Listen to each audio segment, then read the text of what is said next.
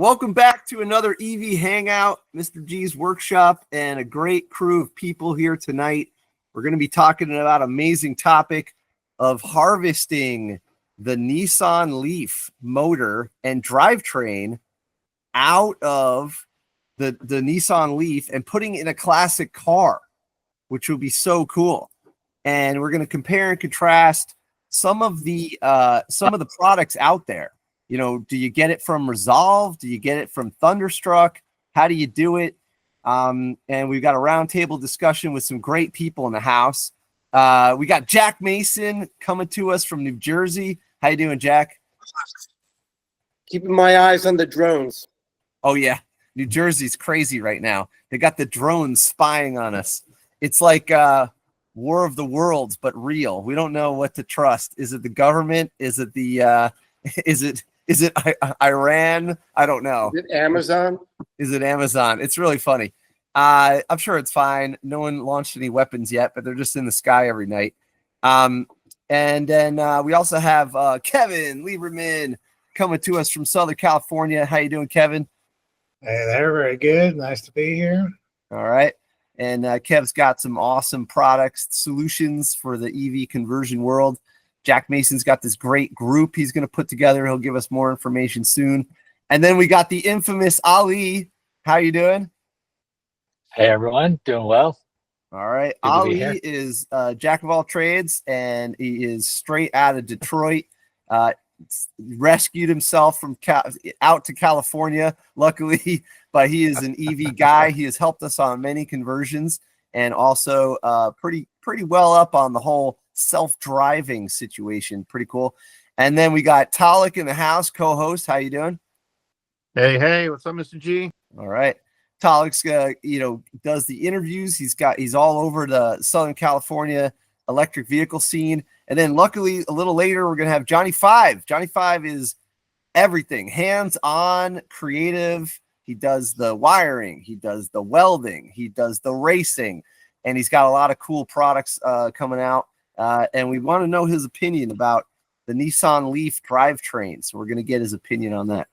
So to get started, I was thinking that we go to Jack he really kind of brought this to the forefront for me at Mr. G's workshop here in Jersey.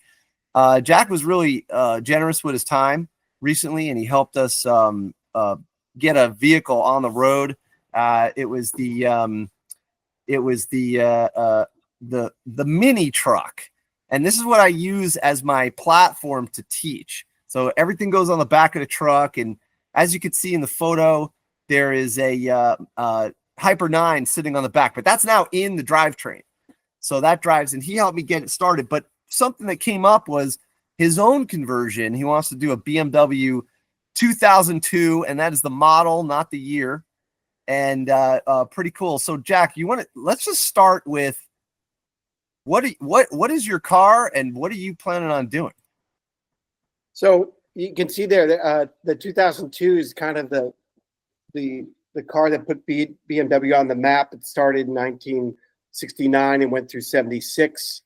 And the car I got, I was planning to restore as a gas motor, and I took the engine out. And I've been hearing about all this EV conversion stuff, and I suddenly looked at that engine bay, and I was like, "It's got to be an EV." And in addition to my conversion, I've started a group called Electromotive, which is an EV builder guild that's designed to help people make their builds happen faster and smarter and easier by doing it together, doing it cooperatively. Think about the way that farmers pull together to get a harvest done. So that group is called Electromotive on Facebook. We're aiming to be both local so that people can come together, but also to have chapters wherever there's enough critical mass. And Ron, the K-Truck workshop was really such an eye-opener because you could see how the people coming together was really the secret sauce. And a bunch of the people that we did that workshop with are now at least contemplating starting an EV.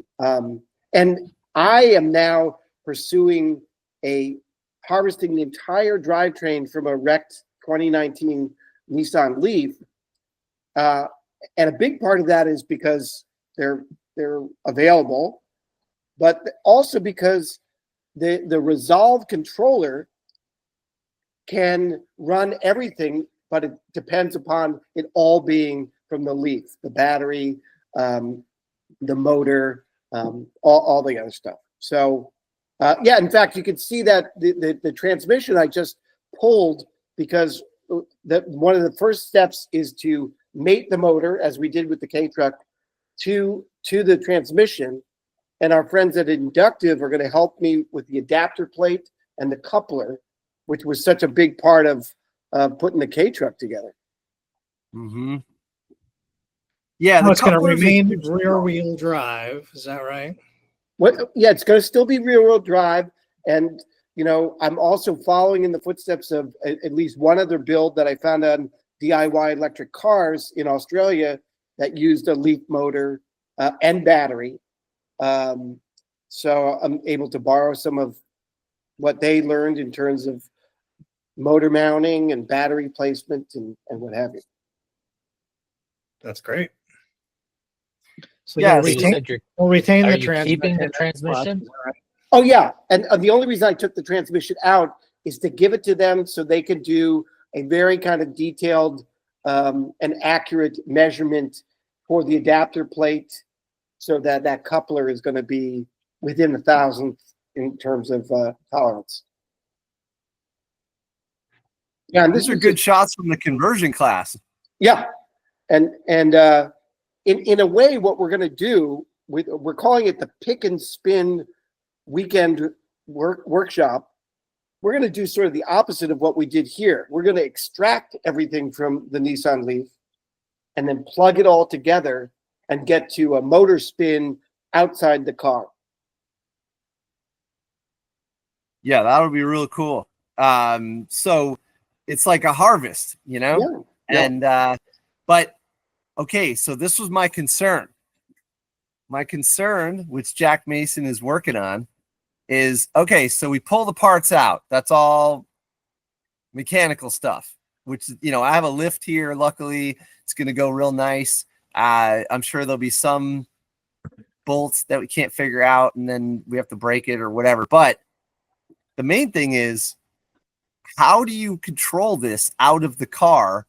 And Jack is in contact with this company here that makes a controller. And apparently this, you want to introduce this a little and talk about it? Yeah. So I'm working with somebody who's acquired the wrecked Leaf, and they have done this extraction and reconnection of the system all outside of the Leaf. And they pointed out that the Resolve controller is the one thing that can do to connect everything from a Leaf together. And Isaac, the founder of Resolve, has also now developed a wiring harness that comes with it, which will make the process so much easier for us, because it's all, I think, Kevin, you're crimping as we speak. It's all like pre-prepared, and we should be able to, you know, connect the Leaf motor stack, the battery, the BMS, the throttle, and really basically replicate the Leaf outside the car. That is super cool. Now, what's the advantage of this over let's say a Hyper 9? And just the obvious is the Hyper 9 is, I think, 88 kilowatt, so like let's say 90 kilowatt, but the Nissan Leaf motor that you're getting, how many kilowatt is that?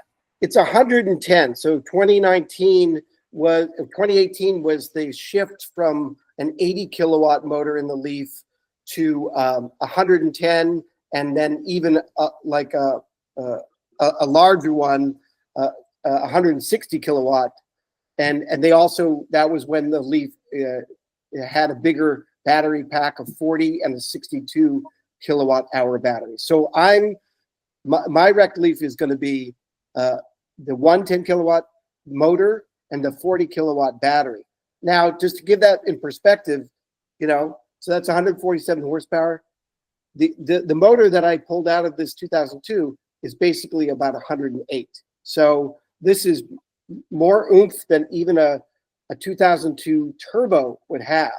So it's definitely a performance enhancement, and especially in terms of torque, it's probably almost double the torque from the ICE version.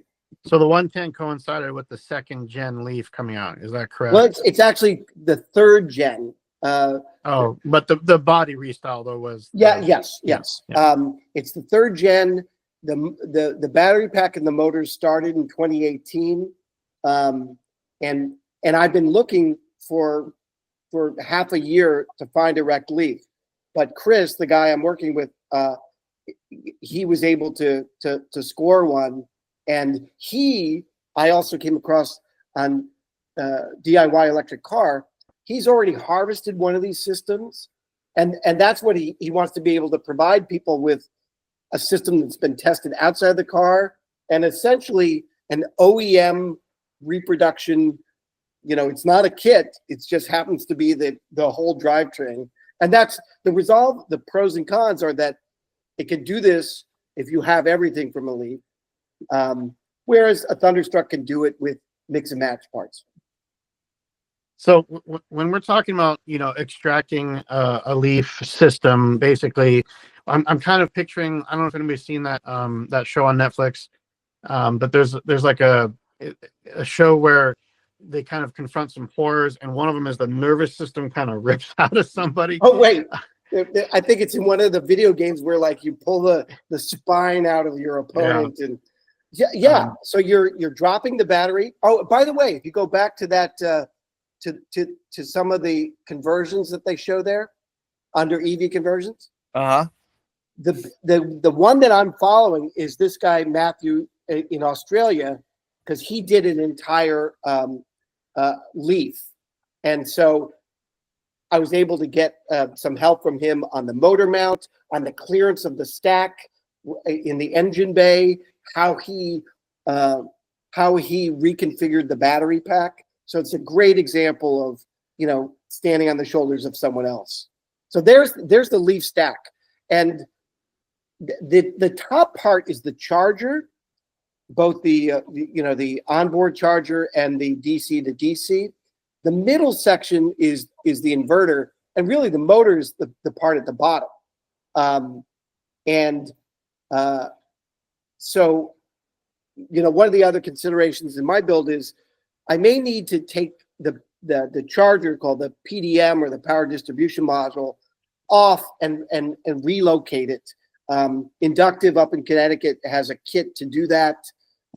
Here's the other interesting thing about Nissan Leafs is that you now can essentially hot rod the inverter and use any motor. You can use a Leaf motor from 2012 and use the newer inverters to essentially soup it up. Yeah, so kind of going back to my first question about the nervous system, how much of the Leaf system needs to be complete beyond the inverter, motor, and anything else? Like, do you need like turn indicators? Like, how much of the system? No, it's actually quite simple. It's the battery and the battery management system, all the wiring that goes with the battery, that stack, the motor, throttle. The other thing we probably will take is the pump, the cooling pump that cools the inverter and the motor. But it's not a lot. It's mostly this wiring kit that allows you to then essentially take the battery out, the motor out, a few other pieces, the throttle, the accelerator pedal, and you need a couple other things, including this resolve controller and the wiring harness. I'm going to be using an OBD2 dongle to use this program called Leaf Spy, which people may know about, is an incredible tool for being able to measure the battery, to be able to detect diagnostic DTCs, diagnostic codes. And the wiring harness makes it pretty plug and play. Pretty sweet. So, let's find out how much this costs. This is what, euros? That's euros, and I think the box itself is more like 900. So you're talking about 1700 US. Right. So the wiring harness is one thing, and the brain box of this is another. Yep. There could be other components involved in this. So it's not cheap, but it's also saves you so much time and effort. And We're really- almost 1-to-1 right now. Is that true? Well, think about all the things you're not buying. You're not buying a separate DC to DC or a charger. You're reusing that. You're reusing the BMS of the native BMS of the Leaf. It comes with a little display just so you know that if you're in drive or neutral or forward.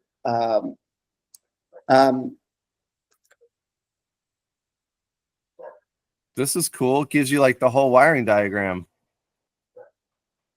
Nice. Yeah, and you may need for our bench test for reproducing this outside, we'll need like a brake pedal or a momentary switch. Okay, and then so should I ask the big question? Sure. How come we're not using Thunderstruck, and who else uses this? Who else provides this these kits? So let's go to Thunderstruck for a moment. So here's Thunderstruck. That's the whole thing refurbished.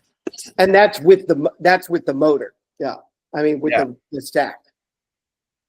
Yeah, that's the whole thing. And I'm guessing this harness and contactor and pre-charge resistor. Yeah, so like with the Resolve, you're essentially using the existing contactor, pre-charge resistor, and fusing that's in the actual native battery pack. Okay, so here is now. Okay, totally naive. Forgive me. This looks a lot simpler. This is a little tiny box and a couple of wires and a plug and a forward and drive. What am I missing here? Well, that there's no BMS with this, and there's no charging. Okay. And you've looked at this, and this was part of the solution, but not. It doesn't give you the charging and the BMS using the same battery out of the Nissan Leaf. Basically, the whole Nissan Leaf drivetrain. This is not driving that. You'd have to get another BMS for that. Is that correct? Right. Now, on the other hand, this could be configurable with other batteries. Resolve is essentially a solution for if you have an entire Leaf-based drivetrain. You have to have a Leaf battery. Got it. Okay. And so, okay. So let me bring in Jonny here. What's up, Jonny? How you doing? Hey, how's it going?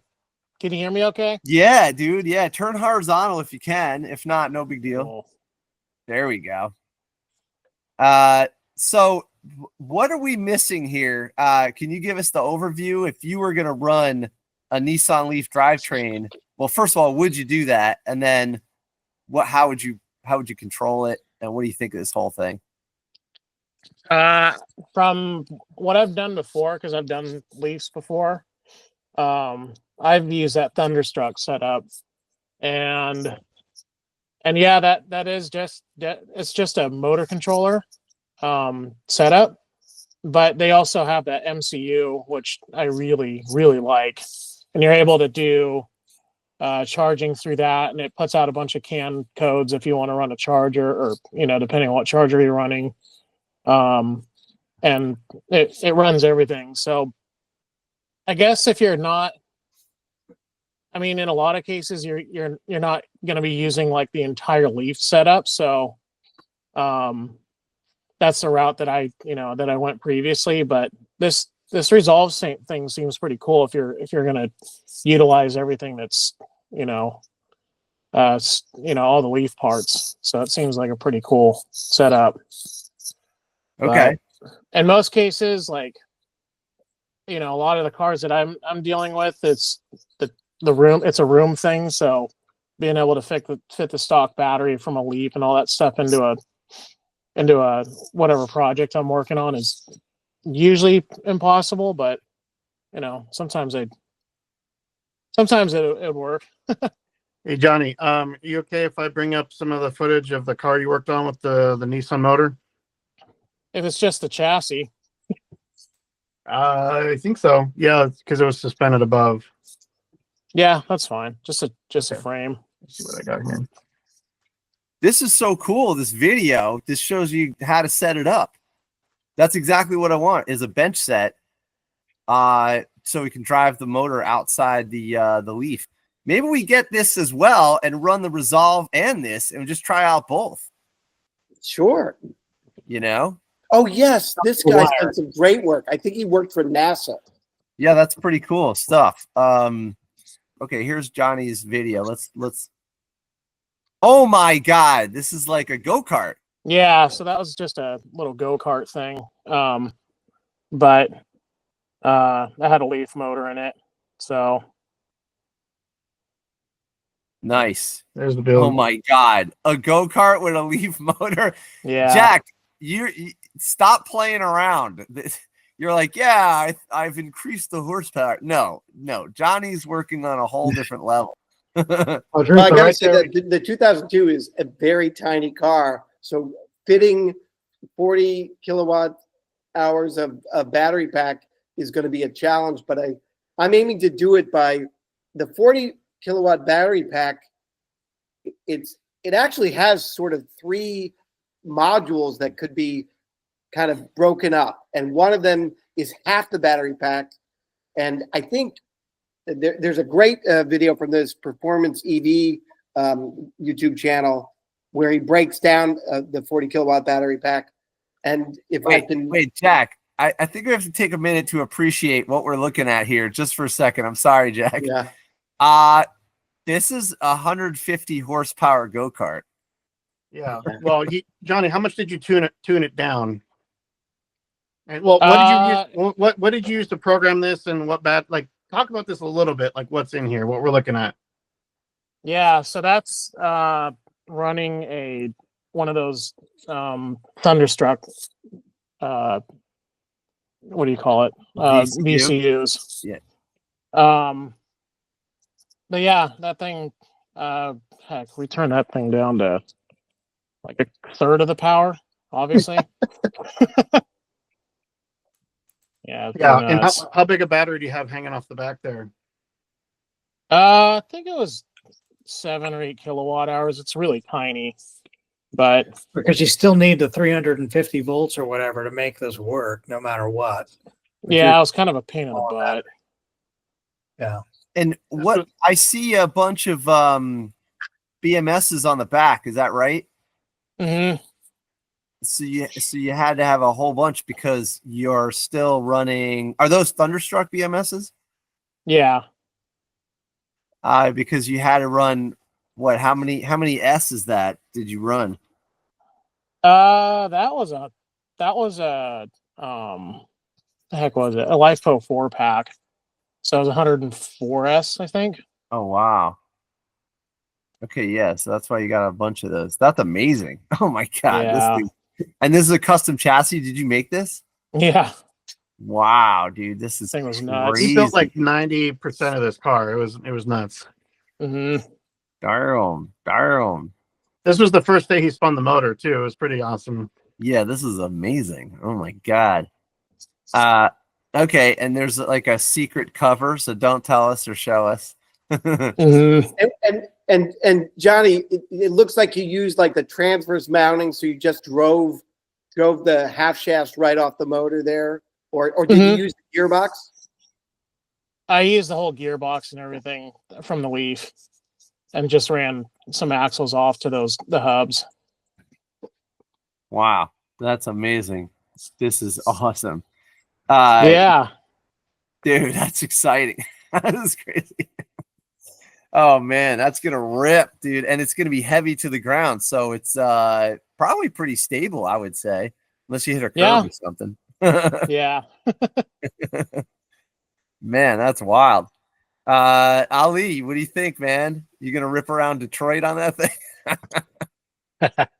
That'd be nice. It would make a statement. This is like the anti-autopilot deal right here.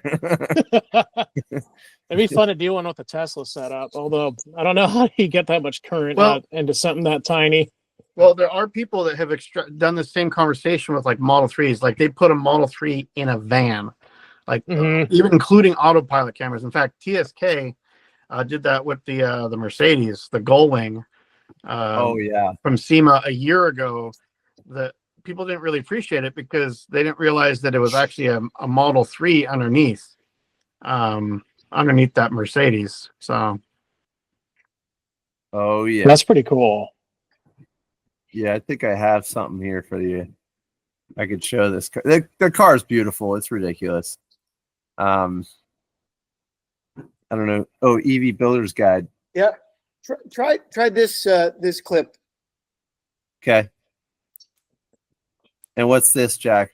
This is a builder named Performance EV, and what's interesting here is he breaks down the 40 kilowatt pack, and if you scrub through maybe back a little bit, I could tell you what at least what I think we may be able to do.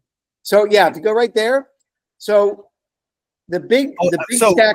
let me put a title on what you're talking about. So you're talking about how to split the pack, Yeah. because Jack's got a problem with where do you put this thing in a BMW 2002 from 71. So Yeah. he's going to split it. But once you split it, can you really still run the Resolve unit, or do you have to have separate BMS?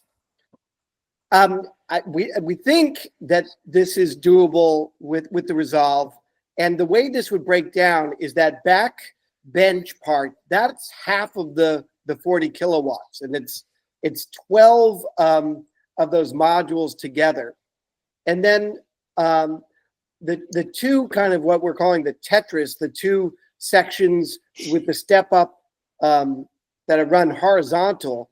Those are each 6.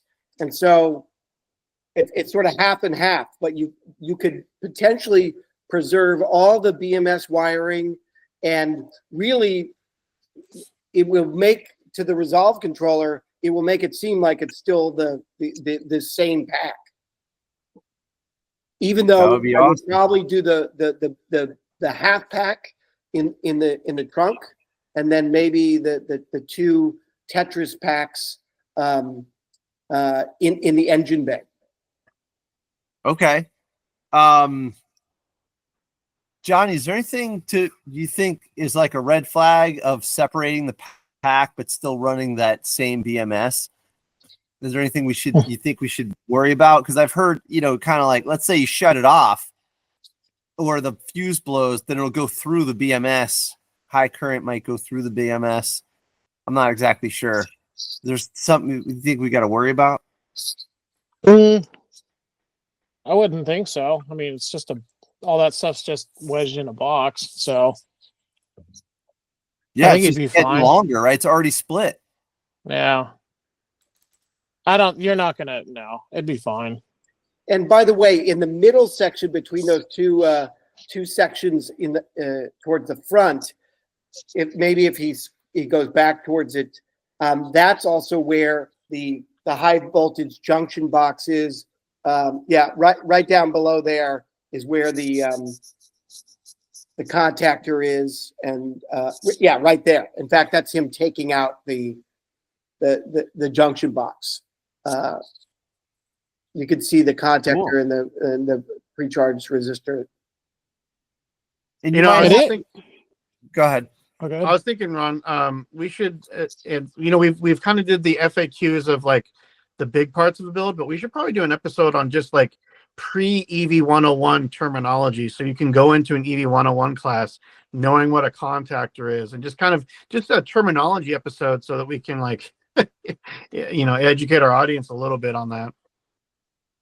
Yeah, I cover kind of a progression of, I start with the continuity test, then I go to voltage, then I go to amps, and we also do the relay, and the contactor is just a really big relay. But what's a relay? It's kind of like a switch for a switch, but it uses a magnetic switch. So if you're a person listening to this, relays are on all cars, and just think pinball machine. Ding, ding, ding, ding, ding, and so, yeah, there you go. Johnny's got one. Relays are great because you can actually add power and turn something off. It's actually a computer statement. It's an if-then statement. It's if this, then that. And it's really just the beginning of computers. All computers before this were just zeros and ones, and that's what a relay is, Pinball machine. Pinball machine. I was thinking about building a pinball machine from scratch with my high school students. No. Electric cars easier by a long shot. One thing to point out here is I have free labor though. The kids are like, they need something to do, so. Oh man. Sorry, Jack, go ahead. Well, I was going to point out that the battery chemistry and the packaging of this is it's different than Tesla batteries. They're pouches, and so each of those little silver boxes is a series of pouches. The big brick in the back is also squeezed together with these threaded rods that go through it to keep it tight, and all those orange plastic is sort of covering all the interconnects that both route the battery management system, the BMS, and also give you route the high voltage as well. This is the And wiring it's diagram. air cooled too, correct? It's air cooled, not liquid. Yeah, there is no thermal management in these battery systems. There is temperature monitoring, so I think that if it got too hot, there are ways that it to protect itself, it can be set to be temperature controlled. One of the things that Ron and I also talked about is, what about charging in cold weather in 30 below freezing?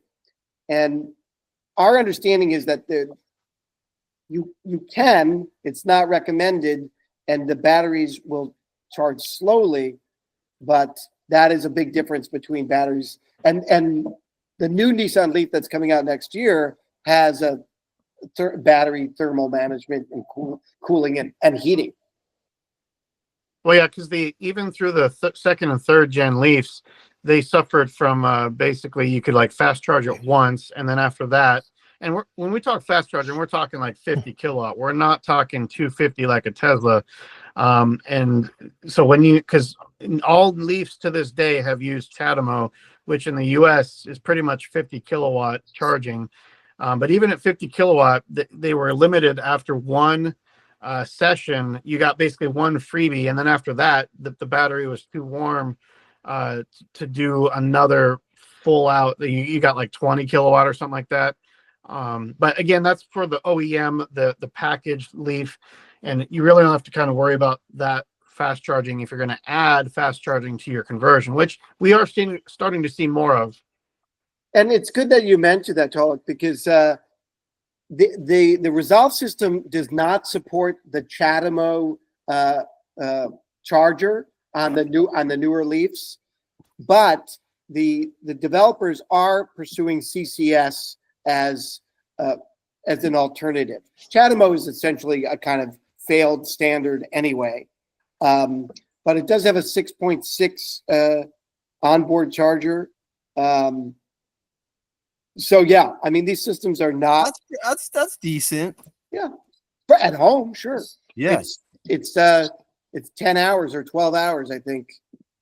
at Could home. you, if you wanted to, just in case for whatever reason, like with Jonny, he's got a 10 kilowatt Tesla charger. Could you use the Nissan inverter and motor, but then add a Tesla onboard charger or anything more powerful than 6 kilowatt? I don't really know. I know that you probably might not be able to go the resolve direction with that. I mean, I'm sure you could do it with Thunderstruck. That is probably one of the biggest differences. Is Thunderstruck can work with Leaf inverters and other battery types and other BMSs. Kevin, what's this here?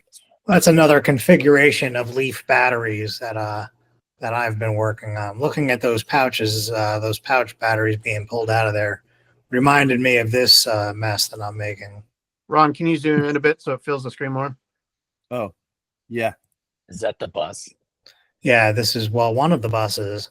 And I bought these bus bars for the bus, and I'm doing 3 of these Leaf modules in parallel and 30 series to get only 120 volts is what I needed. Mm. So these are very nice little modules for doing this kind of stuff with. So, So the advantage of going with a Leaf pack is that it's already pretty much sized at the right voltage for the Leaf motor, right? It's kind of a package deal, right? But I do think you do have to, match the Leaf motor. I think needs 320 or 30 volts minimum, at least for with the full pack. right. And in my case, I didn't. I needed only 120 volts, but I needed the capacity. Yeah. That's why I'm paralleling these 3 modules together to get that lower voltage, but there's still there's a half of a full Leaf pack in this car. Cool. Could we And go what's back? going to happen with the BMS for this? What's that? What's going to happen with the BMS wiring for this? Or Yeah, that's part of what I'm working on right now as we speak is being able to run a BMS connections to that. I need to run 1 sense wire to each one of these parallel sets to get my 30S, and it's going to go to a Ziva BMS that'll be controlled by my can opener dial and monitor these batteries. So this was a build that was done 3 years ago with no BMS and 3 parallel strings of 30, and it was a mess. It was just one cell went to 0, but the owner never knew, except he kept getting stuck on the side of the road. Mm. So important that I'm adding a BMS and changing it to be a little bit more resilient. What is the Ziva BMS? They're a company that went out of business a while back. Oh, Zero Emission Vehicles of Australia, I think it stood for. But they open sourced all their stuff when they went out of business. They just said, here's all the designs, the CAD files, the wow. older files for making your own boards. Go at it, do whatever you want. We have some of these left over because we like some of the EV Riders guys really like these things. And the BMS is all speak CAN. So I can, you can put as many of them together as you want. They all speak CAN to each other and then speak back CAN to a central computer, which in our case will be the CAN opener. Nice.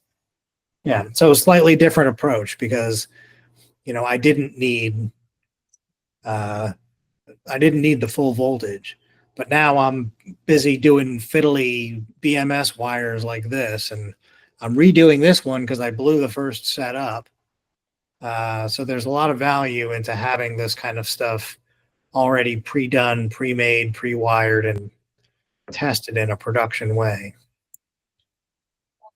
Totally. And there's your Jack, relays.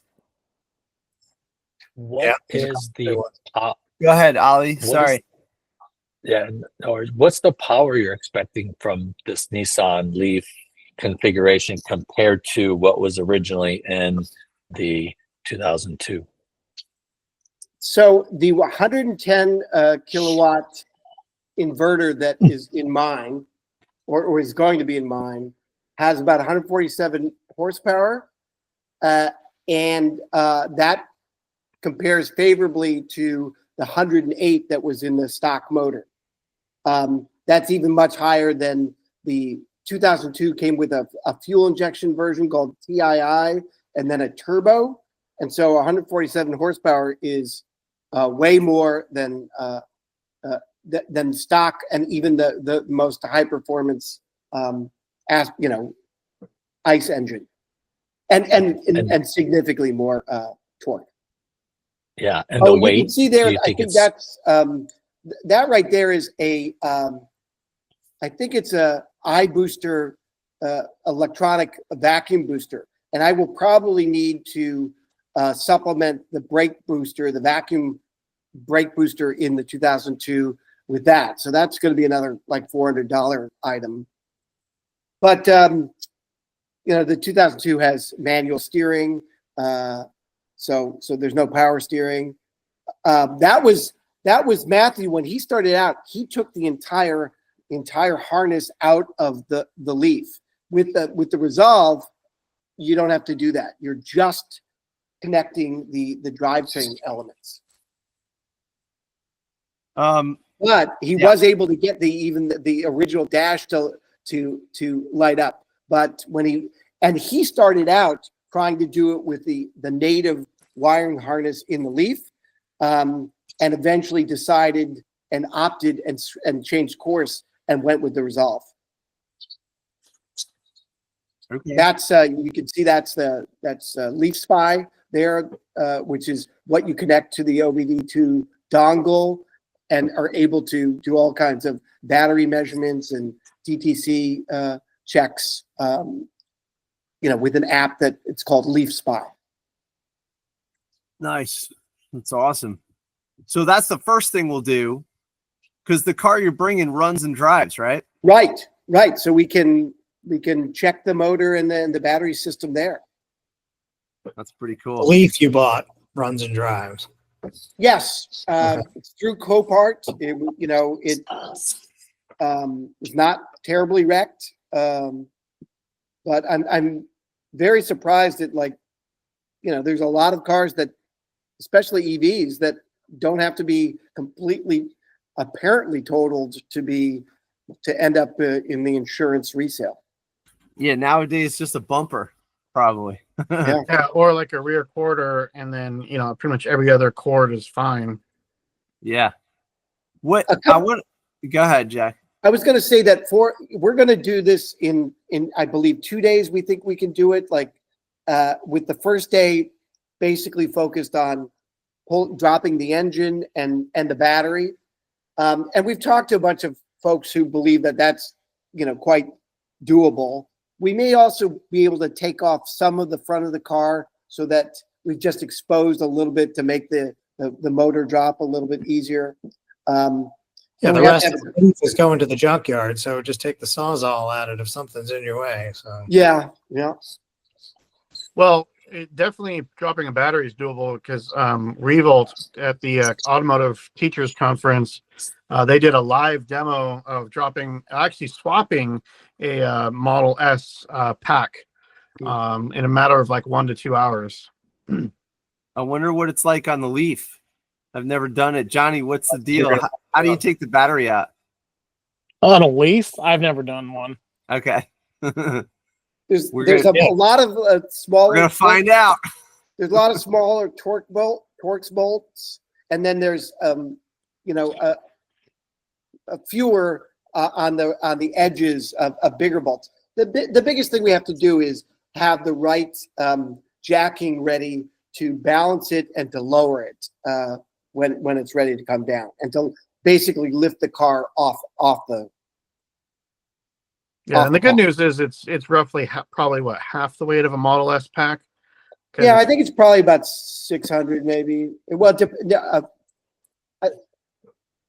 500 to 600. Yeah. still don't want to drop it on your Is foot. there? Good. Go ahead. Is there any way to do any motor tuning with this Resolve? Or Yes, is I it just believe there's some, like, you can access some of the torque curve stuff, and in general, in terms of Leaf, not Resolve in particular, but there are now ways that you can, and this brings up something that we haven't even quite mentioned, is zombie verter and the open verter avenue, which is a little more technical, but it is another kind of controller box, but it has some capabilities to tune and refine the Leaf. In fact, one of our friends at Inductive wants to maybe try and set a record for how much power you could get out of a Leaf inverter. I know you can do around 250 kilowatts Yeah. out of the EM61. Yeah, and that's that, right. It's funny that Which is gnarly. that's the earlier version Wow. of the motor, but like a later version of the inverter is where you really are, where the juice is. Mm-hmm. There's probably some Nismo tuning. Wasn't that like their tuning division? And Nissan, Mm-hmm. the Nismo. Nismo, was that what they were called? Yeah. The Mhm. racing division. Yeah, that was their. Yeah. So Ron, should I maybe get we have one of those kinds of service lifts. Maybe two of those and some other jacks would be, and then we have to set it down onto something that we can roll. I think we need a motorcycle jack. Yeah. And then other people That have might be set the them next down onto purchase. plain old dollies, because we do need to be able to roll it to where we're going to have it be part of this test bed. Yeah, the motorcycle jacks have wheels on them usually. So Yeah, I mean, I got the Harbor Freight, Yeah, like handler those. thing. It's like it holds like 1,000 pounds or something, but they're small. I think maybe a motorcycle jack might be the next move. What do you suggest, Johnny? To pull that? Yeah. That's kind of how I'll do it. Motorcycle Okay. jack or something. Yeah. Or maybe one of those Harbor Freight. I have one of those like hydraulic lift Yeah, table that's things. what I Yeah. have. Two of those could be good on each side. That'll work. Yeah, it'll work. And then you're talking about lowering it maybe, from 3 feet or 2 feet down to whatever dollies you're going to have it be rolled out. Yeah, I on. have one of these. Yeah. Those work great. I got one. Okay. just don't trust it to keep its No. pump overnight. So Yeah, Yeah. nor put your hand anywhere. Yeah, I don't think underneath you should keep it on those, and you want it to be low to the ground anyway. Yeah. So now What's the- going back to the stack again, do you think you're going to be able to keep the stack as it is, or you're going to have to separate the charger off the top to fit it in your car? So the kits to separate the charger and the inverter do give you the option to, like, say, position them remotely or in different places in the engine bay. And I do think that might be a solution to be able to fit part of the battery pack, maybe the 20 of those Tetris packs in the engine bay. So essentially you just have the lower part of the stack, the motor, bolted to the transmission. But it's going to be tight no matter what. And the default or the fallback or the plan B would probably be if you have to sacrifice the back seat and put half of the pack, where the bench seat in the back is. That's what Matthew and that build Resolve of the other 2002 did. He did that, and he wishes he had been able to relocate the battery pack front to back. Another part of that is about weight distribution and. Okay, I got a question. How are you mating to you're going to your back to your 5-speed? It's a 4-speed. Okay. And how are you doing that? So there's two elements to it. One is the adapter plate that bolts to the motor and to the bell housing, and then there's a coupler that goes on the splines of the electric motor and which you can see there, and the splines of the manual transmission. And you're speaking with Inductive, and they're gonna they're gonna do it with you. Yep. And you know, we wrestled with a lot of that with the K truck, right? Yeah, dude, I did it myself. It's like Yeah. And you know, so I don't have a what is it called, the EDM machine or the wire. I thing. have a really big caliper. And so the measurements have to be very precise in terms of the tolerances between the two. This is my caliper, and this caliper is what I lived and died by.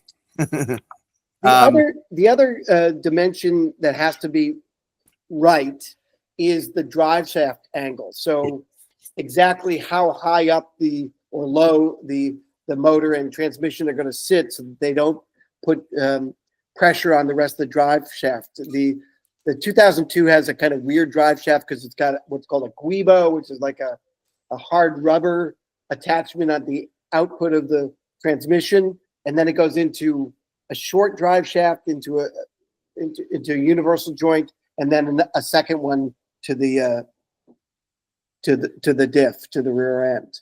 Well, I want to. Yeah. While we're here, I want to give a shout out to Inductive. They came to see me at the shop here, and I saw them also in at State of Charge in Denver. You know, John and Joseph. I don't think I met Dennis yet. Really awesome. They were super nice. They came in and they you know, checked out. They actually took a ride in the K truck and gave some advice and whatnot. And but so they're going to measure your bell housing, right? You're Yeah, if you go to the store, you can see their adapter. There's one section for couplers, motor adapters and couplers. Mm-hmm. And they have one that's for the EM57, which is my motor. But you know, that's the easy part is adapting it to that motor. But the tricky part is, you know, aligning it to the bell housing so that it's very, very accurate and precise, so that there's no stress or strain on the coupler. Right. Super cool. In terms of the coupler, I think one of the challenges that I've learned about, and I didn't know any of this before, is that machining the inside of a coupler to have splines. If you they show one of their couplers if you go back. That's a high level of difficulty in even for you know, experienced machining. I think they use wire EDM or something like that. Yeah, scroll down a little bit. There, see that last one? Now, one of the other big challenges is going to be the clearance from the firewall, and how far back the motor and the adapter will be from the bell housing, basically to clear the top of the firewall. Oh, this goes to a Ford top loader. Yeah, and so this is not the one for. They'll have to, you know, do something that's a little more customized to this. But they did this for this particular Ford project, so that's a hefty piece of engineering. And they are engineers, and their real goal is to, you know, help the EV conversion community achieve its goals by, you know, providing the kind of service and support that people like I need. That's a Ford top loader. Why do they call it a top loader? Because you put all the gears in the top? I think so, yeah.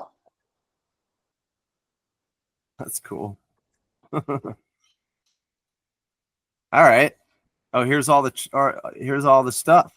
And look, one of the decisions about preserving the manual transmission is really to simplify things. Otherwise, you have to figure out some kind of reduction gear, and reduction gearboxes can be quite pricey. So using the manual transmission is kind of the path of least resistance.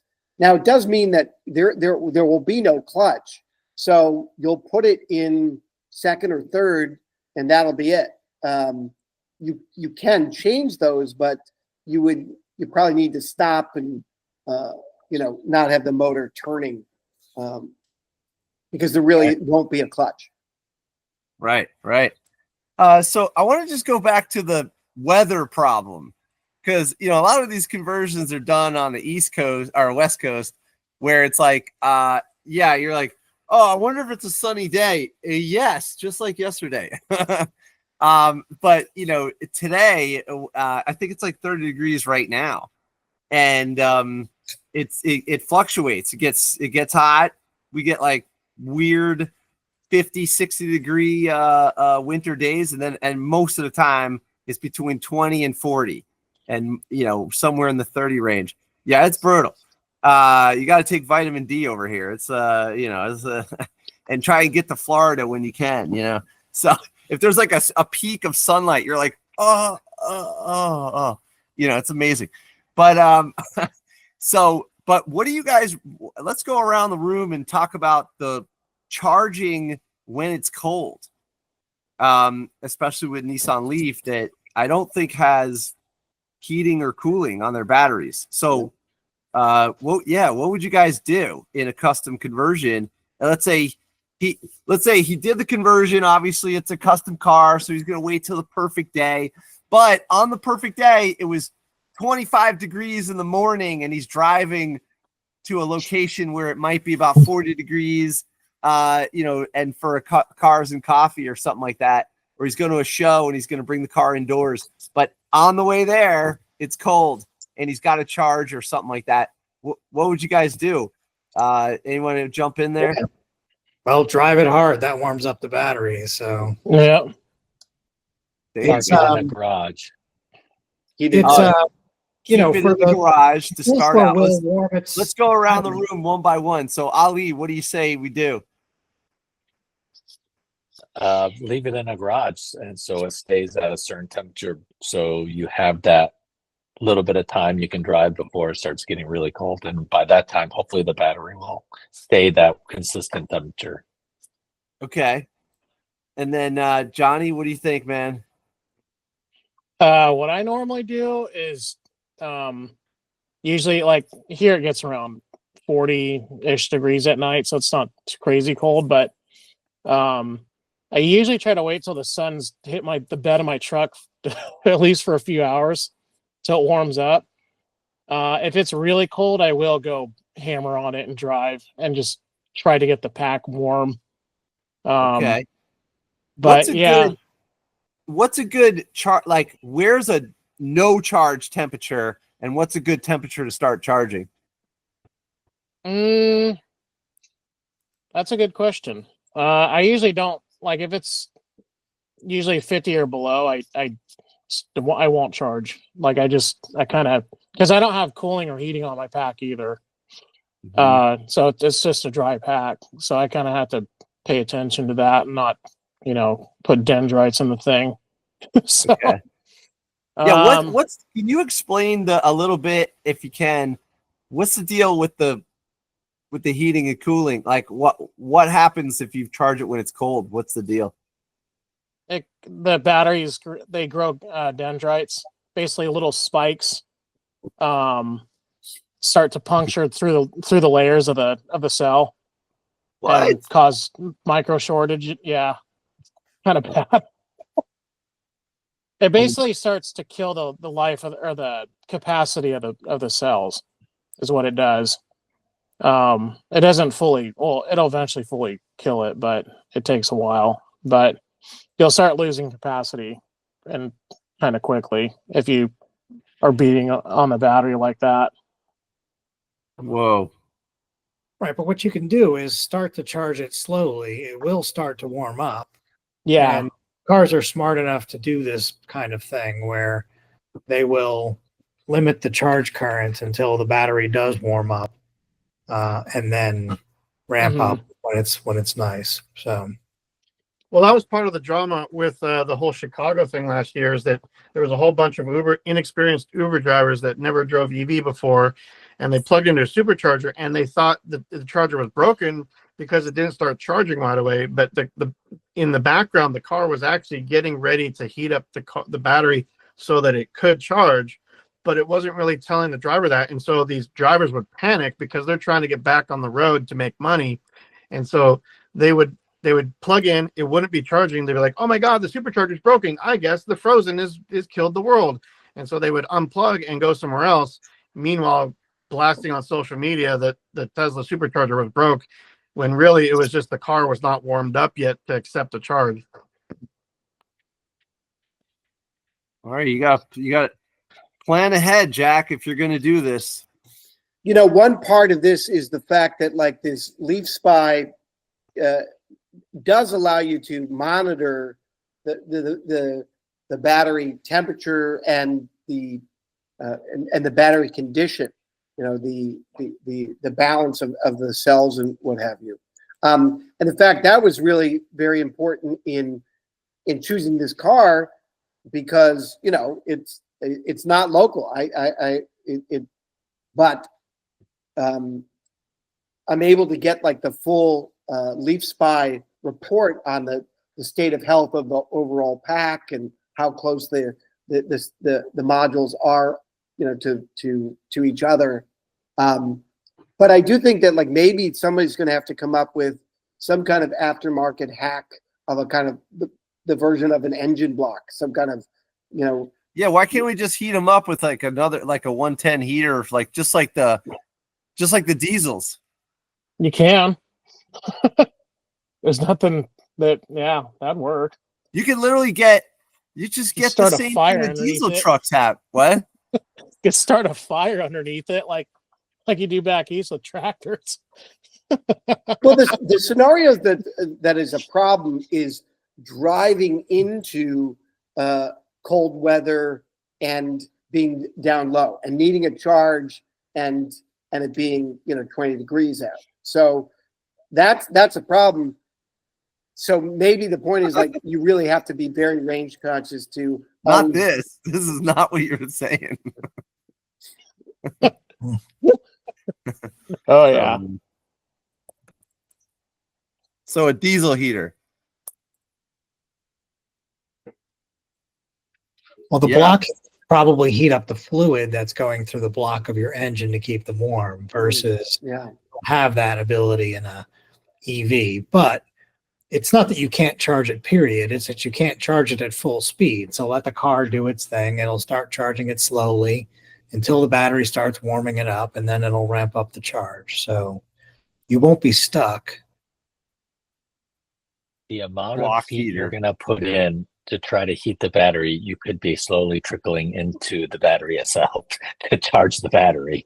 That would. What's a safe amount to charge at? I guess it depends. You know, the car will do it for you. So Oh, okay, perfect. All right. Yeah, that'd be cool. I remember when I first got the Tesla, you know, I just like ran to a supercharger and didn't pre-charge, and then it's like, oh well, we recommend you do this pre-charge, and if you don't, or precondition, and if you don't do that, yeah, they just slow it down, and it makes sense now in hindsight. But if you are preconditioned, it will blast that tank with like 250 kW if you're down low. You know, it's pretty amazing. All right, cool. Yeah, that's a pretty good topic. Should we wrap that part up and get to some of the updates from everyone? Let's do that. Unless Jack think of some more questions, and when are we doing this, Jack? Well, I mean, it's got to work for you, but we're aiming for February, so let's pick the weekend. Let's pick it. Let's put it on the calendar. Okay, you know, we it's going to be maybe 6 to 8 people. I mean, I don't think we want too many more than that because we want everybody to be doing stuff. I think if we can fold in some of the great stuff that you can share in terms of principles of EV systems as part of it, but more than anything, it's like a hands-on experience, and it's also an opportunity to essentially build an EV system, out of one that we pull out of this wreck. Yeah, that's really cool. All right, well, yeah. So this is I really like this idea because I was talking with Jonny a couple months back, and I bought a neck gain motor, and he was saying to me like, hey, why don't you try getting some OEM stuff, And so I'm like, okay, so this is my effort towards the OEM side. I want to join the club. Which is really funny because I'm got an AC50 in my bug. Oh, you're going the other way. That I'm almost done with. I'm like, but I'm struggling you're trying to Sell find. that motor, right? The Huh? bug's looking Still good. trying to sell that system, or are you going to go with it now? I'm just gonna leave it. I'm so back and forth with it. Yeah. That's awesome. Yeah. So, Hey, all right. Kevin, are we going to be able to use your can opener thing with this? Because it just needs to plug into the CAN bus, right? Yeah, possibly. We haven't done any custom coding for Leaf yet. If there's enough of a market, yeah, we could. But as it stands, no, without any custom coding, it's not going to do anything. So, Right. Well, I guess right. the Leaf Spy is going to be our version. yeah, Leaf Spy does everything you need there. So, I was making money back, when I still had my Leaf, doing reports for people who were going to go buy a Leaf and they wanted to know state of the battery. And of course, Nissan won't tell you anything, but Leaf Spy will give you a health report on your whole battery pack, and all the history and any DTC codes, check engine light codes, and things like that. In fact, Sweet. the thing about the Resolve that, as I understand it, what Isaac and it really has done here is basically engineered a box that's going to ignore all the DTCs that might come because you don't have some of the parts of the Leaf are not involved. But it will have regen. It has 3 modes of regen, so that's going to be exciting. I would love to figure out the best way to interface with gauges and a dashboard, or how people are going to interact with the system. Yeah. What is this? It says DeWalt makes a charger. Yeah. Get out of here. Yeah. No, they don't. Yeah. I wouldn't buy it though. It's kind of a gimmick, but Well, how much? it's pretty funny. How much do you bet there was a white label that they just bought? Yeah, What's that? certainly. Yeah. But it looks cool. I recognize Yeah, the it's pretty funny. I mean, it's a nice piece. It just they're pretty expensive. Oh my God, this is amazing. Dude, now that's it. Everyone's on board. It was one of those things where I saw it like, Duracell, okay. that's who hasn't jumped on board yet. Duracell and Energizer, they're like, wait, you're making EVs? We're still doing the copper top thing, Oh man, that is funny. That's awesome. I heard a story that, believe it or not, the way to get 18650s, the batteries back in the day, was Tesla during its startup phase had to buy Milwaukee drill batteries, and because Panasonic wouldn't sell it. I don't know where I heard this story, but then they had to buy it, and Milwaukee wouldn't sell it to them. Panasonic wouldn't sell it to them. So then they went to Home Depot and bought every battery that you could possibly get from the whole country, something like that, and then they just harvest them out for like a prototype. I think that was in Walter Isaacson's book. Oh, okay. That's, dude, I could see that. amazing. So, all right. Got to well, do what you got to do. yeah, Yeah. man. when you got startup, you just send somebody out to do all that, you know. Okay, well, yeah, let's give a shout out plug for Jack's group, and it's the Electromotive with a 0 in the middle, right? That's right, and an E and a V on the front and the back. I like it. And this is cool. So this is a group where we can do some local New Jersey stuff, and he's got a whole bunch of people in there, and he's been posting and sharing. This is cool. This is one of the students that came to one of my classes. He's on the fence about doing this car, but you know, with the group, I feel like there's more confidence to get it done, and I don't mind. We can do the car here if he wants, and we'll do it as a group. It's a really fun gas car, I will tell you. Lotus. Yeah, It's a the Lotus. Europa. I think the biggest challenge with that is that he recognizes that it's going to be hard to squeeze enough battery in there to get decent range. Yeah. Yeah, as long as he's got power, it'll be fun. Pretty cool. Oh, who's this guy?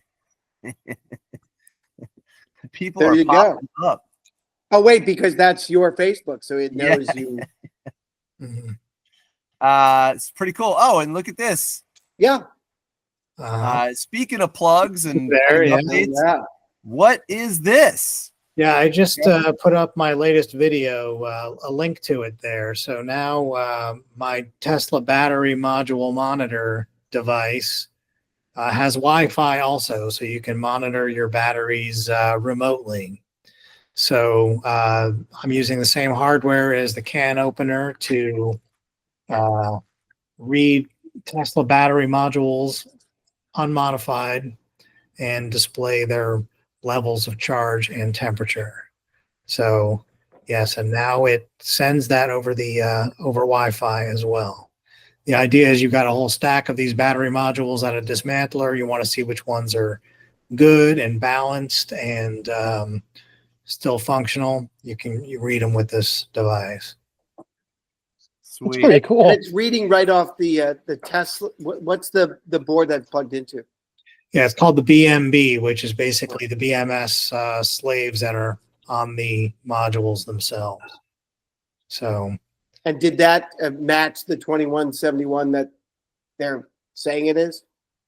the voltage, yeah, the voltage that you'll see on there is adding up all 6 cell groups in that module, and that's what you'll read across the terminals as well. And so this is 2 products now. One, although the bezel is not yours, that's just hardware, but you and your group have come up with a Kevin has come up with a cool thing called the can opener, and that'll read can across your entire car, the party line. Yeah, CAN bus. for hobby cars that have been converted to electric, it does a lot of that. So in the same hardware I had laying around, I'm like, I'll bet I can read the data from these Tesla modules as well. Because it's just a generic like Swiss Army knife little computer there. So it reads the data off of all these Tesla modules as well. I've sold about 20 of them worldwide now, and just ramping up my promotion now. Awesome. And that's why you need a promotional video, right? Yes, well, I'm not waiting for you, dude. So get them out there. Get them out there crappy so you can laugh at them and tell me how you can do it better. So I think Well, this that is was also- a nudge, Tollak, to get Yeah. it done. you get the New Jersey out on me. I don't know. Let's man. also at this point bring up our CAN episode. We have a whole FAQ about, well, I don't know if it's an FAQ, but we have a whole episode about CAN on the podcast. And go check out the older episode there on CAN. Yep, talking about how the car digitally communicates within itself. When I first I've got crimper's hand now. I've been doing like 40 of these crimps to fix my BMS connections on my golf cart project. So the first one I plugged in backwards, shorted it out, and fried my wiring after going through this whole thing once. So double check all your work out there, kids, before you cost yourself a whole bunch more work and more smoke. Where's the can episode? Oh, it's one of the older ones. Okay. It's Let's see. Jeez, I can't believe we did 11 months ago we did the first one. That's amazing. yeah. This is incredible. We'll have to look through it. Well, there's CAD, and then we had a CAN episode. I remember that. Yeah. Yeah. We talked about can opener as well as just generally what is can. What is can? Is there one there on Ron's Lotus I saw? Right there? There's this another one, yeah. We did a whole episode about it. That's right. Oh. Yeah, we've been talking to him for a little while now. We might have talked about CAN. Might be in this one. No, there's a whole Canvas episode. Yeah, there totally is. We'll find it. And we talked with Sarah Lyon. She gave us an update this episode. That was pretty cool. This was his that's her wiring diagram. But yeah, so she's doing, by the way, she's doing another conversion. I talked with her the other day, and she's doing another Samurai. Wow. So pretty cool. She got that one done. Yeah, the other one's done. That one she showed at here's the Lotus part of the episode. That one. What do you call that? The backbone? Yeah, it's the backbone. This is like a Colin Chapman thing, and it's on the DeLorean as well. It's it's a lightweight, strong situation, and then the body just kind of sits on there. I wonder what the advantages are. We're just trying to make things super lightweight. So yeah.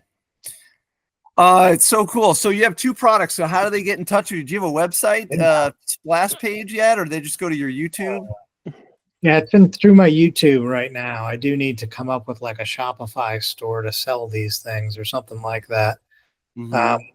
I've been doing it mostly through Facebook. I've had all these sales. So Finland, Denmark, France, and all over the US I've had sales. Can you do it just as a marketplace listing, or?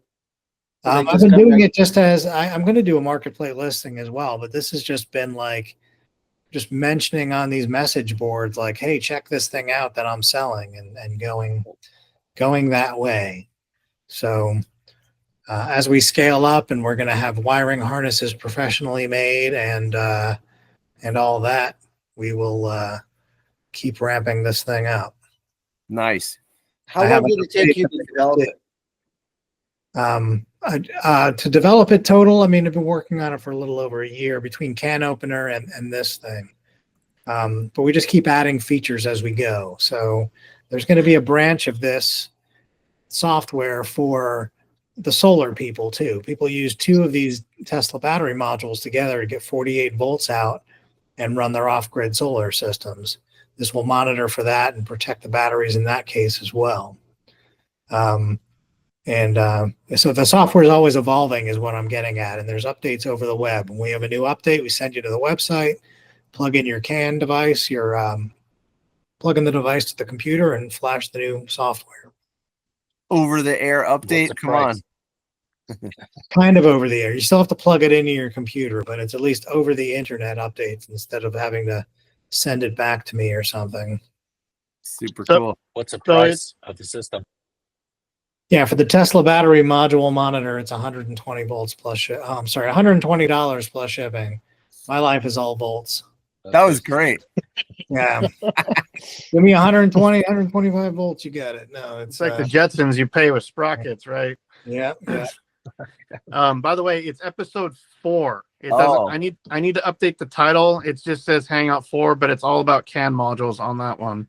Okay. Cool. Okay. Sounds January. good. Yeah, I'll look it up. That's wild. It's been a while. CAN bus, when it was first explained to me, I was like, what is that? And it's just like a party line, but everybody's listening and you got to have an address. My parents would talk to me about, in New York City, there used to be a party line for the whole building. You literally would pick up and they would listen to other people's conversation. They have to wait till they get off, make a call. It was one line for the whole building, a city block. That's a while ago. Yeah. We've come a little while. Now we have like little fireflies floating around the universe, satellite dishes. It's pretty Is amazing. it archaic? Is it a sort of leftover of 20 years ago, or like The CAN bus? Yeah. I think it's a robust system that I think it had to do. Well, I don't know. Maybe Still- Johnny knows more about it, or alive maybe and Kevin. well. What do you guys think? Still alive and well. I mean, automotive companies are shifting to automotive Ethernet and other technologies like that, but CAN is still very much in every car out there and motorcycle. Yeah, the whole Cybertruck is like a whole bunch of Ethernet, and they were able to really minimize wiring. In addition to the 48-volt systems reducing the amount of copper you needed in thickness, the actual communication is lowered on the Cybertruck. Yeah. But was it actually standardized? Did like the automakers get together and say we're going to agree on CAN as a standard, or? Yeah, it was a Bosch thing initially, and then it's become everywhere. So CAN is the standard, and there's standards on top of that standard, but that's basically what all cars use to communicate internally. Yeah. Okay, and let's hit some more updates, and then let's wrap it up. This is pretty good. Johnny, what's going on? What do you got for us? Anything on the horizon you want to tell us about? That bug. I'm like a couple of days out, hopefully, from being Cool. able to drive that thing. So Nice. yeah, sorry, Kevin. I've been like super back and forth on that motor. I just kind of buckled down and said, screw it. I just need to drive this thing. I haven't found anybody that wanted to buy it yet, so it's fine. I was kind of using that as like if somebody buys it, then I'll do a Tesla or something. But I'm like, I don't think anybody wants it. So I'm just going to leave it in here. What is it? What are you guys talking about? Selling AC50. your AC50 Yeah. system for this and going to a different motor, but I was trying to get some of the EV riders and those guys to buy it. Well, I mean, that is really pretty, and it's so nice, clean, and it's almost done. So I'm finishing up the 12 volt right now, and I'm down to windshield wiper motor and a high beam. So that's it. It's like that close. Looks awesome. Yeah, it's been a heck of a project. That was way more of a project than most cars I've done, because it was a full rest. Ron, you helped me do the pans. Yeah, that was where I discovered I need glasses for welding. yeah. You helped me switch the pans on that. That was fun, man. That was fun. Yeah, that was a while ago. That was a heck of a restoration on top of a conversion, which early bug, right? What year is that? 66. And then you also got the cool thing of the Model 3 seats are in there. Yeah, that is kind of that was a cool thing to get a full Model 3 interior in there. So yeah, that was pretty neat. I'm surprised it fits so well, which is pretty cool. Yeah. Did you have to modify it at all? No, not like it. If you see it, it's trippy how well that back seat fits. Like, wow. Speaking of fitting, getting that glass in there was a project. Yeah, our fingers were so numb putting that glass in. That sucked. Yeah. Yes. Period. And it was hot. I was on the inside for a while. Oh, here we go. Yeah. I was like, dude, we're gonna break this glass. I hope you got there first. How did you know when it was in? Like when it was right? It went. Yeah. So it does click or pop or. Yeah, it's slow though. When it goes in, but like the rubber gasket will like actually fold underneath, and you know when it pops in. But yeah, just getting it in there was a nightmare. Oh, yeah, there you go. Yeah, that's funny. I was like, it's crazy how much of a project that car's been. Ground up. Yeah, well, you're doing it right, so that takes longer. Yeah, That's how it that started. thing. There you go. Yeah, it was pretty roached when I started it. Common rust spots on bugs where the A pillars on the bottom and the front were gone, and the back C Oh. pillar area, those were all roached out, and so it was just insane amount of resto on that thing, sheet metal work and fixing it. So Ron was here in 22. That's cool. Yeah, which really not that long ago for how, I mean, that thing's come a long way. That's 2.5 years, Johnny. We are at 12/24 right now. That was 7/22. And it's a side project car. Yeah. Well, But stay now I'm tuned for like- footage on that. We'll be getting some footage on that, and also subscribe to J5 Johnny 5 on YouTube. Oh yeah, totally. Yeah. He's got some great informative videos. Super cool. I need to add to that. Like, it seems like it's helping people. Yeah. That stuff. So 100%. I think there's dude, like look. 5 of those DDOs out there in the world now. Oh, nice. Look at the Hilux with a gas engine. Yeah. That was a turbo 22R. Nice. Crazy. It was cool looking, but didn't run didn't run very great. Yeah. Not compared to the Tesla unit in there. No. Sweet. It's Well, easiest. Yeah. Nice. Oh yeah. So all right. Well, so interest of time, let's get an update. Ali, what's going on with full self-driving? You want to give us a little what's going on with Tesla, man? Lots of things actually. Self-driving, yeah, version 13 just dropped a couple weeks ago, but only so version 13 is their latest software for self-driving.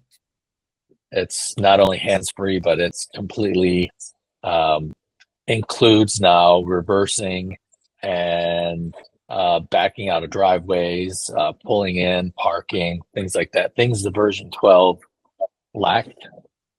So, and there's only a few people that have it, and they've been really praising it and saying how great it is. So we're really very, very close to unsupervised self-driving, meaning you don't have to pay attention. A good friend of mine, Omar, he is pretty prominent on X in the Tesla community, and he just drove 133 miles from LA to San Diego, and he said there was zero human input. That's him right there. No. Yep, he Is said it like- zero human input, meaning he did not even touch the steering wheel at all. He pushed go, it backed out of his driveway, and that landed him in San Diego with zero input. So it's Dude. happening. Yeah. Ali, is And not only that, is it like doing a roundabout something that's new that it can do? Is that it's been doing that since version 12. So my Okay. version right now, I have version 12. I have the latest one before version 13, and that's been doing roundabouts. The version I have is really good. I'm almost I don't touch anything. The only thing that I have to do is back out of the space or pull in and park. The things that version 13 now does are the only things that I can do. Once it's in drive and it's actually self-driving, I barely 95%. I don't even touch a wheel at all. You just have to look forward. So there's a camera and how that much do monitors you use full self drive? all the time. I use it. I'm actually looking to sell my Ford Focus electric that I've had for 12, 13 years now. And that's my very first electric car. And I'm getting ready to sell it because I can't drive a car now that doesn't have self-driving. Once you get used to it, once you learn how it works, it's a lifesaver. It's really, really good.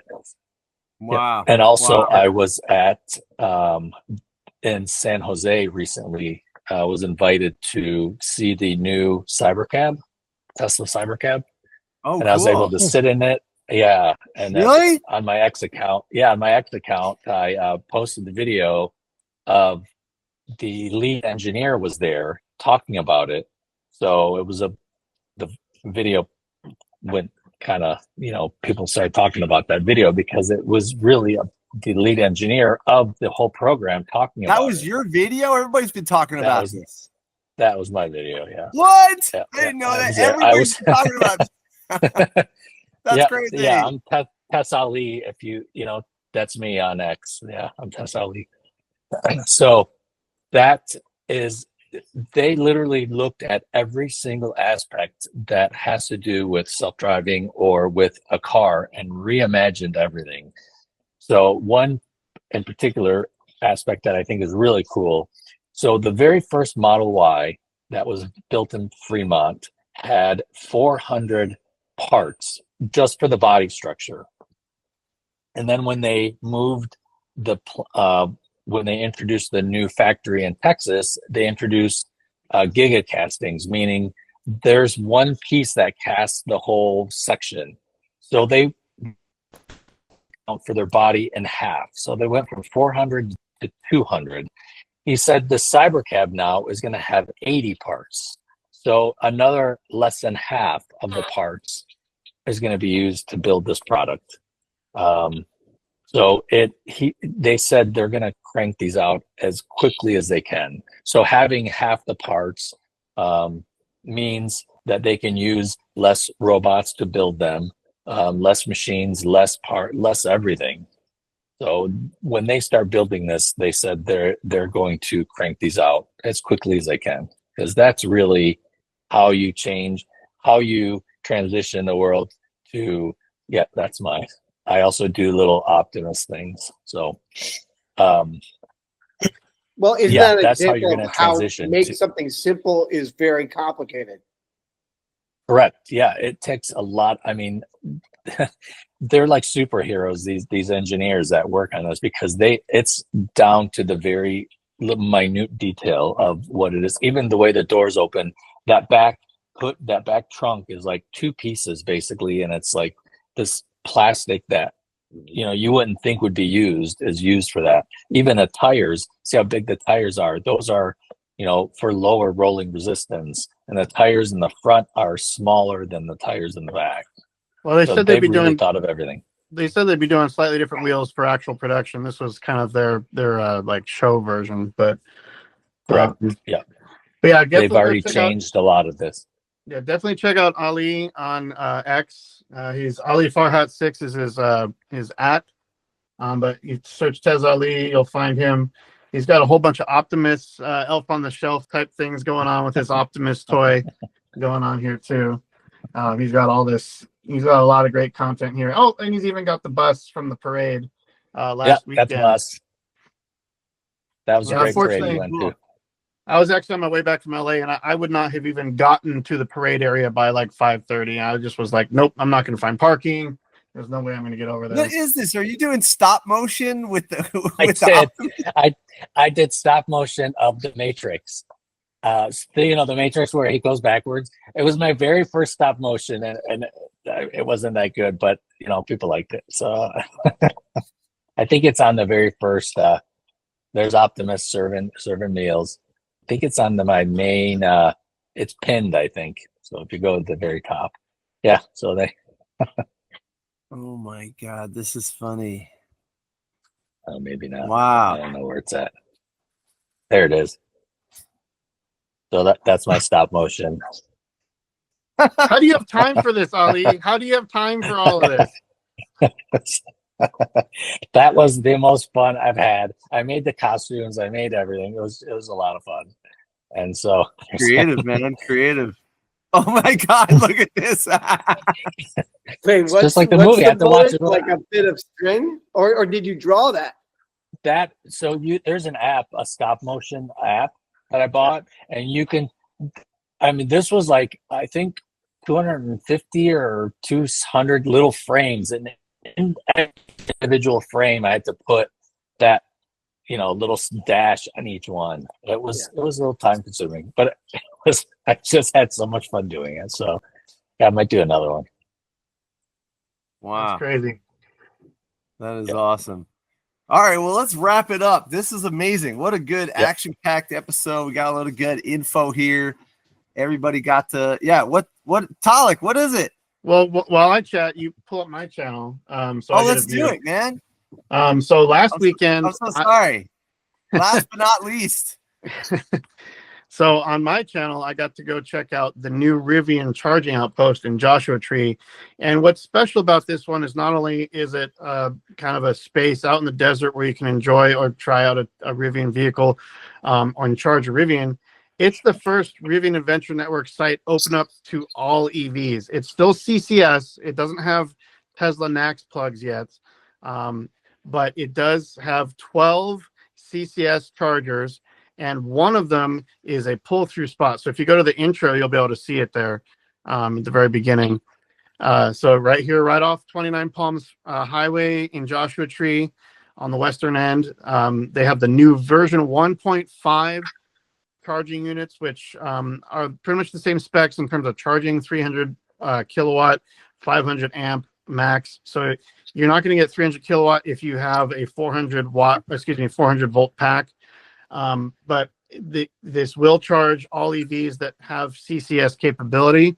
So if you have a Tesla with a CCS adapter that works, you can charge there. If you have a Bolt, you can charge there. If you have a Polestar, you can charge there. If you're towing and you don't want to unhitch, you can charge there if you get the one pull-through spot. And so they're also going to eventually do potentially some trail rides out with Rivians out at the national park. It literally just opened last week. Definitely check out my full video here. It's 8 minutes of just checking out this really cool charging outpost here in the desert. That's great. Oh man, I'm definitely gonna check this out. I'm a little jealous of the West. I love being out there, and I'm back east right now, but it's all right. I'll live vicariously through the Tollak man.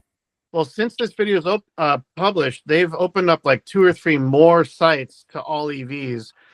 So we now have 2 networks. I mean, Tesla's is very huge, but they, pretty much most of the V3s are open to all vehicles now if you have an adapter. And now Rivian is starting to do the same with their network. It used to be that you could only charge at Rivian Adventure Networks with Rivians, even though it was CCS. It was only Rivian vehicles. And now they're starting to one by one open up their stations to all EVs to be able to use. Super cool. Rising tide. That's what you got to do. Rising tide lifts all boats. Awesome. What else you got for us? That it? Well, I mean, I got some other stuff in the works with snow. We got a gas and go with snow. Come on, take us there. Well, I mean, I'm working on it's in the backlog of editing right now. But last weekend we filmed a TR6 Triumph conversion from Current in LA. That's coming out. If you haven't checked out our Jaguar episode, there's a 66 Jag conversion on there that's pretty cool as well. So he likes all cars, so his channel's not all EV. We do have if you go back up, there's Electric Avenue. Jonny was there. We took 5 EV conversions to Cruising Grand, a little bit down. But yeah, so there's some EV content on Gas and Go with Snow as well. Stay tuned. We got some other stuff coming your way I can't talk about yet, but definitely stay tuned to what's going on with Gas and Go with Snow. Super cool. It's funny. I'm into EVs, and then there's a 55. I think it's not a Chevrolet Bel Air, but it's a 210, which is kind of like the budget version out in the yard here. And I'm just like, man, I want to make that gas. And right now it's a Shell. It's, I just can't. There's just like maybe 1 or 2 cars that I can't picture EV, and it's like, man. But that's a cool thing. That's all options, But man, I drive the Tesla daily. I got close to 48,000 miles on it. I'm a month away from 2 years. Yeah, hold my beer. Like I'm at 140,000 with mine, and it's 3.5 years. Speaking of which, I just got my Model Y back from the TSK shop, so I'm glad to be driving a Model Y again. Nice.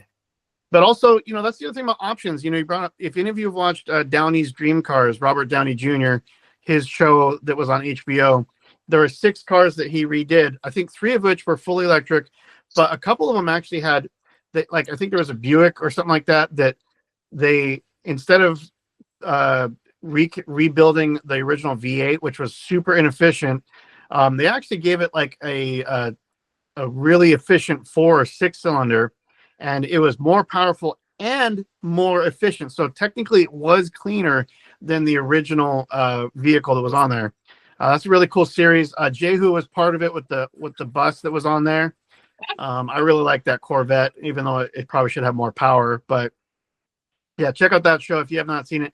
It's really cool because a year ago, this mini series started bringing conversions to the mainstream audience.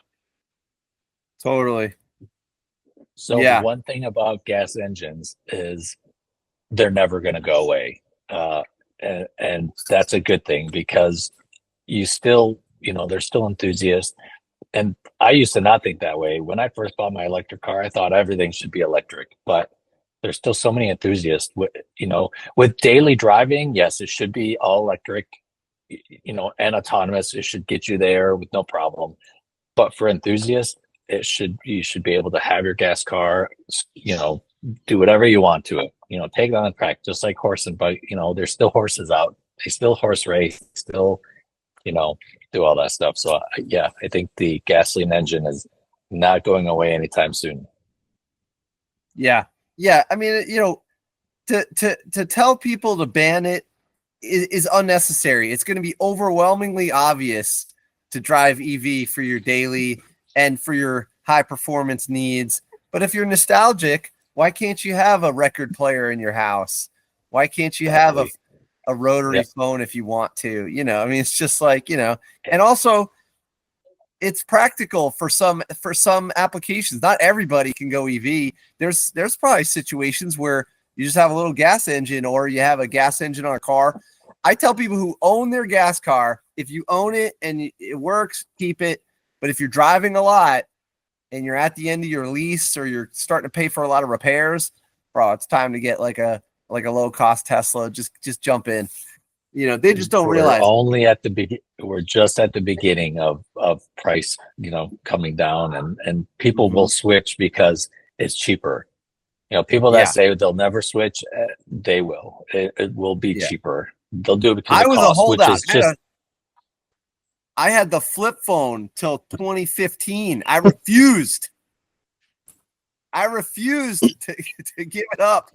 And then people were like, "Are you crazy?" I'm like, "No, man. Look, you could flip it open." Well, the difference is your flip phone was not spewing out emissions that you were breathing. So at least it was still a battery-powered phone, I know. I always find it funny. There's people who they're eating organic food from the high-priced grocery store, and they're unloading their kids, and the doors open on the back of their SUV, and the fumes are going right into the car, just filling the whole thing up. They let it idle. I say, "Why do you let it idle?" They go, "Oh, we got to warm it up.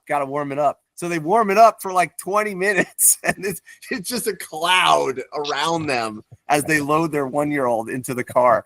I'm just like, what's going on here? Hey, look, I love things like Rich Rebuilds did an episode where he extended the extender on a BMW i3, and ways to make existing cars a little more useful. I think is a great example of the spirit of DIY and ingenuity, right? And look, I mean, there are people who are gonna battery swap for old Leafs to double or improve the range. And I think that's going to be a big question too. Is if somebody could find what we talked about, that EV1, or could create or replicate the body of that EV1, I would love to see someone try and bring that back to life. I'd love to see environment. Yeah, I'd love to see it on a modern EV1, but also in my heart, I'd like to see the OG RAV4 EV with a modern drivetrain in there, because I love that body style. It's just such a small little, it's like I just want to drive one of those with a modern EV system in there. Well, I gotta say the mini trucks they're real excited. People are all into this, and we were ripping around on this thing the other day, and man, it was awesome. So what's gotta next? fix it. What's next for the truck? I know there's a few things we talked about there. Clutch, new Yeah. clutch, and figure out whether it's the clutch being overpowered because this is like 4 times the torque, or is it that the clutch is not in the right position, or because it's not fully disengaged from the clutch, or is it that, or the throwout bearing, or is it that it's just worn out? So we're just going to go over all these things. But other than that, this thing needs charging and needs some weather protection. And so we're just going to keep on working on it. So pretty cool. And it's so much fun. It just rips, So cool. All right. Well, that's basically it. Thanks for joining. And we'll stop the recording right here.